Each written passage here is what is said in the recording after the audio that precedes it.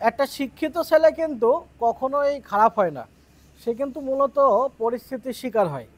একটা শিক্ষিত ছেলে একটা ছেলেকে তার বাবা-মা পড়াশোনা করাচ্ছে। সে দেখা যাচ্ছে ২২-২৫ বছর পর্যন্ত পড়াশোনা করে সে অনার্স মাস্টার্স কমপ্লিট করে।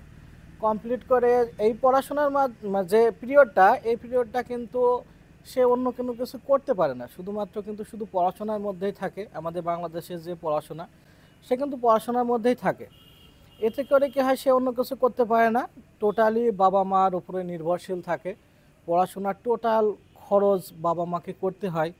এতে বাবা-মারও অনেক কষ্ট হয়। বাবা-মার দেখা যাচ্ছে অন্যান্য বাচ্চা-কাচ্চার খরচ সামলিয়ে তারপরে যে ছেলেটা বেশি পড়াশোনা করছে সে ছেলেটাকে আরও বেশি দেখা যাচ্ছে টাকা দিতে হচ্ছে। এতে করে বাবা-মাকেও অনেক কষ্ট করতে হয়। এতে করে বাবা-মার মধ্যেও কিন্তু আসলে একটা প্রত্যাশা তৈরি হয়। এটাই স্বাভাবিক যে আমার ছেলেটা পড়াশোনা করছে, শিক্ষিত হচ্ছে, অবশ্যই তার কাছ থেকে আমরা কিছু আশা করতে পারি। সে চাকরি করলে তার কাছ থেকে কিছু আশা করতে পারি। অন্যান্য ভাই বোন যারা আছে তারাও দেখা যাচ্ছে এই ভাইয়ের জন্য অনেক কষ্ট করছে যে না, আমার ভাই একটা শিক্ষিত হচ্ছে, সে চাকরি করলে হয়তো আমাদের অনেক ভালো কিছু হবে।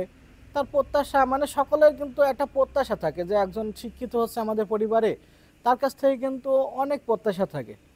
আর একটা যে শিক্ষিত ছেলে যে শিক্ষিত হচ্ছে, তার ভিতরেও কিন্তু অনেক আশা থাকে যে আমার অমুক ভাইটার এই করতে হবে, আমার বাবা মাকে আমি এত সুখে রাখবো, বাবাকে রাজার মতো রাখবো, মাকে রানীর মতো রাখবো।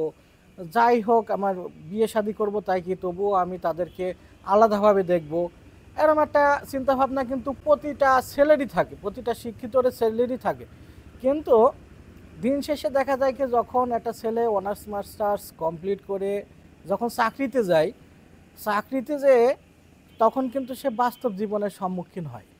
তখন সে কিন্তু একেবারে হিমশিম খেয়ে যায়। কিভাবে দেখেন, অনার্স মাস্টার্স কমপ্লিট করে একটা ছেলে যখন চাকরিতে যাচ্ছে, চাকরিতে যেয়ে কিন্তু সে বেতন পাচ্ছে দেখা যাচ্ছে ১২ থেকে ১৫ হাজার। এত পড়াশোনা করে আসলো, বয়স তার অলরেডি 25 হয়ে গেছে, বিয়ের কাছাকাছি চলে এসছে। আবার এদিকে বাবা মার প্রত্যাশা, পরিবারের মানুষের প্রত্যাশা। এই ১২-১৫ হাজার টাকায় একটা মানুষ কি করতে পারে? সে তো, যদি তাকে বিয়ে দেওয়া হয়, এখন বর্তমানে বিয়ের যে পরিমাণ খরচ, সে তো বর্তমানে বিয়ের খরচটাই সামলাতে পারবে না। প্লাস অন্যান্য যে খরচগুলো আছে, তারপরে আপনার ঢাকাতে দেখা যাচ্ছে থাকলো কিংবা অন্য জায়গাতে থাকলো, সেখানে বাসা ভাড়া করে থেকে খেয়ে তার সে টাকা শেষ হয়ে যায়।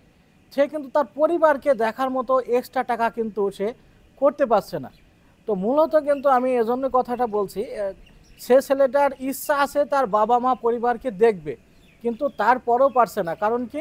এই স্বল্প বেতনের কারণে। আসলে এটা আমাদের সমাজ থেকে, আমাদের দেশে অবশ্যই একটা ছেলে যখন বড় হয়, এত শিক্ষিত হয়, অবশ্যই তার চাকরির একটা ভালো মানে সম্মানজনক একটা স্যালারি অবশ্যই দরকার।